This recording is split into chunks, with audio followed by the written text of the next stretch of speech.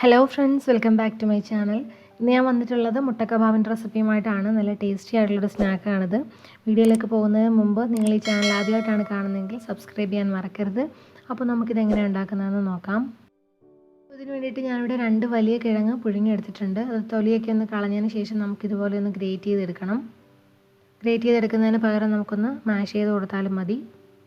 കൈ കൊണ്ട് നന്നായിട്ട് ഉടച്ചു കൊടുത്താലും മതി.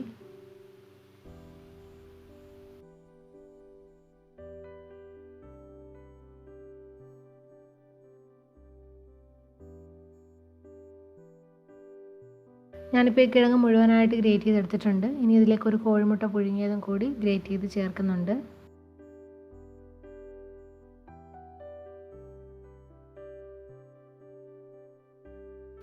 ഇപ്പോൾ ഞാൻ ഈ മുട്ടയും മുഴുവനായിട്ട് ഗ്രേറ്റ് ചെയ്തെടുത്തിട്ടുണ്ട്. ഇനി ഇതിലേക്ക് ആവശ്യത്തിനുള്ള ഉപ്പ് ചേർത്ത് കൊടുക്കാം.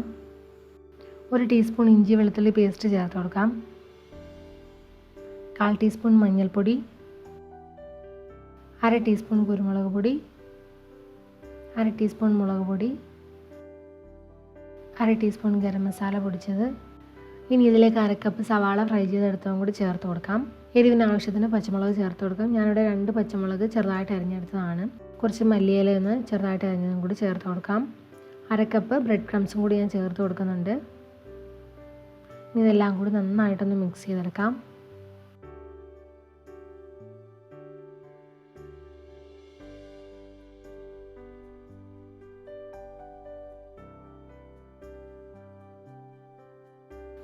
ഇപ്പോൾ ഞാനത് നല്ലപോലെ മിക്സ് ചെയ്തെടുത്തിട്ടുണ്ട്. ഇനി ഇതിലേക്ക് നമുക്ക് 3 കോഴിമുട്ട പുഴുങ്ങിയത് കൂടി വേണം. അത് 4 ആയിട്ടൊന്ന് കട്ട് ചെയ്തെടുക്കണം. നീളത്തിലാണ് കട്ട് ചെയ്തെടുക്കുന്നത്.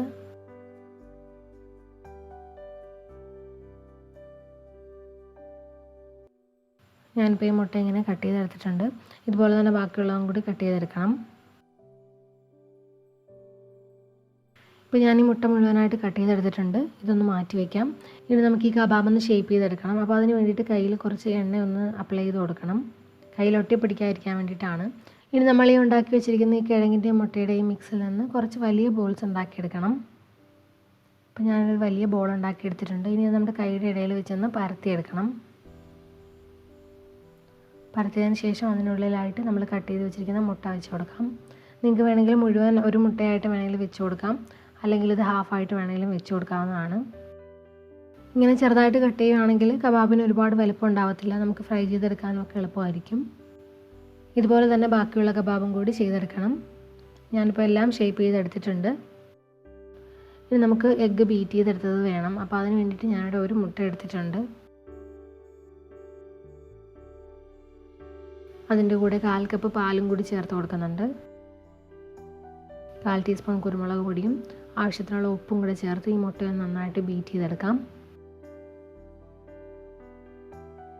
ഒരു ഫോർക്ക് കൊണ്ട് വിസ്ക് ചെയ്തെടുത്താലും മതി. അപ്പോൾ ഇങ്ങനെ ബീറ്റ് ചെയ്തെടുക്കുകയാണെങ്കിൽ നല്ലപോലെ പെട്ടെന്ന് തന്നെ നമുക്ക് ബീറ്റ് ചെയ്തെടുക്കാനും പറ്റും. നന്നായിട്ട് ബീറ്റായി കിട്ടുകയും ചെയ്യും. അപ്പോൾ ഞാൻ നന്നായിട്ടൊന്ന് ബീറ്റ് ചെയ്തെടുത്തിട്ടുണ്ട്. നമുക്കിനി അതൊരു ബൗളിലേക്ക് മാറ്റാം.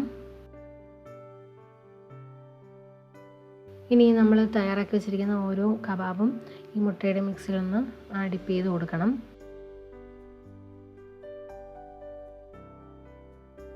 എന്നിട്ട് ബ്രെഡ് ക്രംസിലൊന്ന് റോൾ ചെയ്ത് കൊടുക്കാം.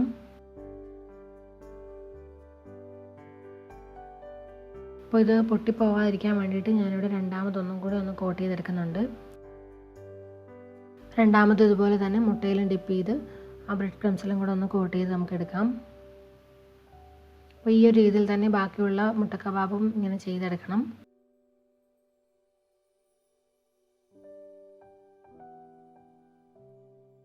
അപ്പോൾ ഞാനിത് ഫുള്ളായിട്ട് ഇതുപോലെ കോട്ട് ചെയ്തെടുത്തിട്ടുണ്ട്. നമുക്കിനി ഇത് ഫ്രൈ ചെയ്തെടുക്കാം. നല്ലതുപോലെ ചൂടായ എണ്ണയിലിട്ട് ഡീപ്പ് ഫ്രൈ ചെയ്തെടുക്കാം. ഇത് ഓരോന്നും ഇട്ടിട്ട് മീഡിയം ഫ്ലെയിമിലേക്ക് മാറ്റിയിട്ട് വേണം ഫ്രൈ ചെയ്തെടുക്കാൻ. ഒരുപാട് ഫ്ലെയിം കൂട്ടി വെച്ചാൽ ഈ ബ്രെഡ് ക്രംസ് പെട്ടെന്ന് കരിഞ്ഞും പോകും. കുറച്ച് സമയം ഒന്ന് ഫ്രൈ ആയി വന്നതിന് ശേഷം മാത്രമേ ഇതിനെ ഒന്ന് ഇളക്കി കൊടുക്കാവുള്ളൂ. അല്ലെങ്കിൽ പെട്ടെന്ന് അത് പൊടിഞ്ഞു പോകാനുള്ള ചാൻസ് ഉണ്ട്. അതിൻ്റെ ഒരു സൈഡ് നല്ലൊരു ഗോൾഡൻ ബ്രൗൺ കളർ ആവുന്നവരെ ഫ്രൈ ചെയ്തെടുക്കാം. ഇപ്പോൾ ഒരു സൈഡ് നല്ലൊരു ഗോൾഡൻ ബ്രൗൺ കളറായി വന്നിട്ടുണ്ട്. ഇനി അപ്പുറത്തെ സൈഡ് ഇതുപോലെ തന്നെ ഫ്രൈ ചെയ്തെടുക്കാം. നല്ല ക്രിസ്പി ആവുന്നവരെ ഇതിനെ ഫ്രൈ ചെയ്തെടുക്കണം. നമ്മുടെ കബാബ് ഇവിടെ റെഡി ആയിട്ടുണ്ട്. നമുക്കിത് എണ്ണയിൽ നിന്ന് മാറ്റി ഒരു പേപ്പർ ടവലിലേക്ക് ഇട്ട് കൊടുക്കാം. ഇതുപോലെ തന്നെ ബാക്കിയുള്ള എല്ലാ കബാബും ഫ്രൈ ചെയ്തെടുക്കണം. ഞാൻ ഇതിനു മുമ്പ് വേറൊരു മുട്ട കബാബിൻ്റെ റെസിപ്പി ഷെയർ ചെയ്തിട്ടുണ്ടായിരുന്നു.